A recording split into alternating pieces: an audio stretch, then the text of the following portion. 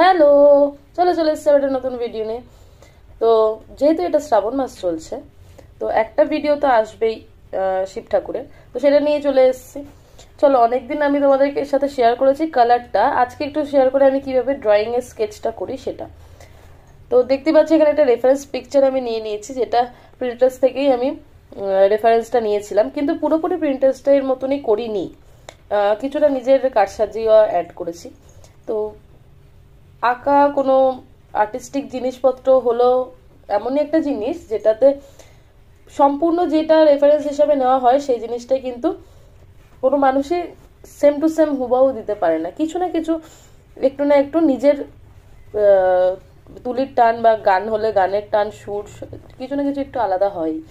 তো সেরকমই আমি এখানে অনেকটা জায়গা খাতার ফাঁকা ছিল, সে কারণের জন্য আমি নিজের ইচ্ছা মতন ত্রিশূল, তারপরে শিবজির গলায় যে সাপটা থাকে সেটা সমস্ত কিছু আমি বানিয়ে নিয়েছি। তো অনেক দিন হয়ে গেল যে আমি ভয়েস দিচ্ছি না, কারণ আমার গলাটা একটু খারাপ ছিল, তো এখনো আছে। যাই হোক, তো এখানে অনেক স্ট্রাগল করে আমি ফেসটা বানিয়ে নিচ্ছি।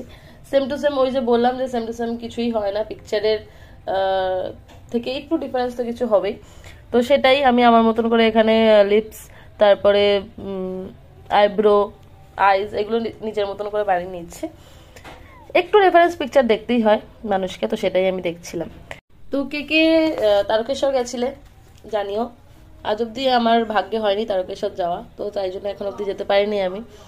আশা করি ফিউচারে যদি ভগবান চায় অবশ্যই যাবো, আমার মন থেকে অনেক ইচ্ছা আছে, দেখা যাক ভগবান কতটা সাথে থাকে।